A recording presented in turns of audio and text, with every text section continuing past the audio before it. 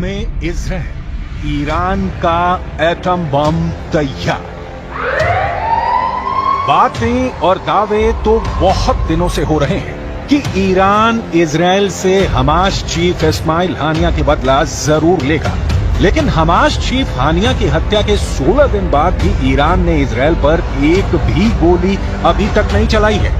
आखिर ईरान इतना ज्यादा वक्त इजराइल पर हमला करने में क्यों लगा रहा है?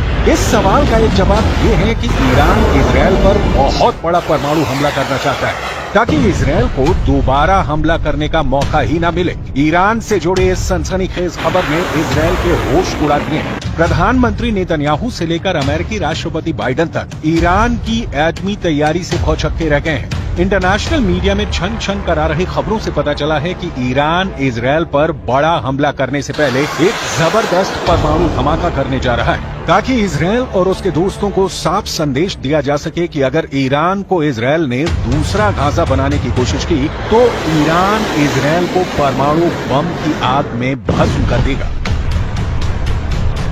जरा देखिए ईरान के परमाणु हमले को लेकर क्या तैयारियां चल रही हैं। खुफिया एजेंसी को भनक लगी है कि ईरान इस वक्त अंदर ही अंदर परमाणु बम से जबरदस्त हमला करने की तैयारी में जुटा है। दावा तो यहां तक किया गया है कि ईरान के सुप्रीम लीडर ने कुछ चुनिंदा टॉप कमांडरों को आदेश दे दिया है कि ईरान इजराइल पर एटम बम से हमला करना चाहता है। हालात ये हो गए हैं कि ईरान की परमाणु तैयारी को देखते हुए पीएम नेतन्याहू ने एक बड़ी मीटिंग की है जिसमें ये समझने की कोशिश की गई है कि अगर ईरान इजराइल पर परमाणु बम से हमला करता है तो इजराइल ऐसी स्थिति में अपने बचाव के लिए क्या क्या कदम उठा सकता है। दावा किया जा रहा है कि ईरान लगभग 12 परमाणु बम बनाने के बेहद करीब पहुंच चुका है, जो पूरे मिडिल ईस्ट के लिए बेहद खौफनाक है, खास तौर से इजराइल के वजूद के लिए। ईरान अपने बेहतरीन ड्रोन और मिसाइलों के लिए मशहूर है। दावा किया जाता है कि ईरान के पास लगभग 48 से ज्यादा ऐसे बंकर हैं जिसमें घातक मिसाइलें मौजूद हैं। दिक्कत यह है कि ईरान से इजराइल के बीच की दूरी 1700 से 2000 किलोमीटर तक है। ऐसे में इजराइल के पास एक ही रास्ता है कि उसे इजराइल पर हमला करने के लिए ऐसी मिसाइलें मिले जो इजराइल को एक ही हमले में दबा करके रख दे। इसी जरूरत को ध्यान में रखकर ईरान ने अभी तक इजराइल पर घातक हमला नहीं किया है, क्योंकि चीन और रूस ने ईरान को बड़े हमला करने से पहले पूरी तैयारी करने को कहा है। खास तौर से ईरान को 2000 किलोमीटर तक मार करने वाली ऐसी मिसाइलों से रूस और चीन लैस करना चाहते हैं जो इजराइल को बचने का मौका ही ना दे। यानी ईरान की राजधानी तेहरान से इजराइल के तेल अवीव पर सीधा और बड़ा हमला राष्ट्रपति पुतिन, राष्ट्रपति शी जिनपिंग, ईरान के supreme leader Ayatollah Ali Khamenei को साफ संदेश दे चुके हैं कि रूस और चीन आखिरी दम तक ईरान के साथ हैं। खबर है कि रूस ने अपने लड़ाकू परिवहन विमान से दर्जनों परमाणु क्षमता वाली मिसाइलें तेहरान पहुंचा दी हैं। दावा तो यहां तक किया जा रहा है कि अगर तेहरान ने इनमें से एक भी मिसाइल से इजराइल पर हमला किया तो इजराइल का विनाश कोई रोक नहीं सकता है। We are looking on this Iranian network that put a deadly explosive inside Israel, and we will act against the Iranian terror wherever it is. We will not expect, we will not get any Iranian explosive devices here and not do anything.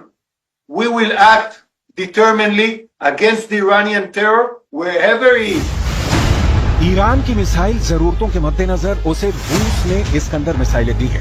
Iran को Israel तक पहुंचने के लिए लगभग 1200 kilometre की मारक क्षमता वाली मिसाइलों की आवश्यकता है, जबकि इस्कंदर सिस्टम की मारक क्षमता 500 किलोमीटर तक है।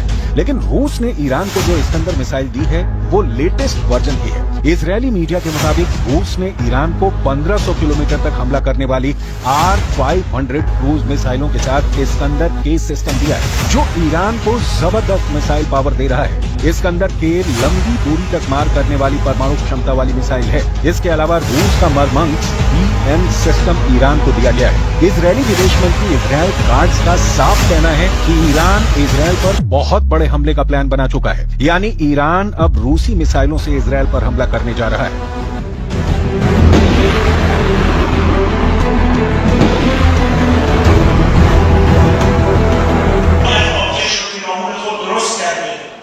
و فکر میکنه که میتواند کشورها را با ترور دانشمندان هسته‌ای را در خیابان‌ها ترور کنند تا یک کشور از دستیابی به انرژی هسته‌ای باز بماند. این مضحک‌ترین استراتژی است برای دستیابی به یک هدف سیاسی.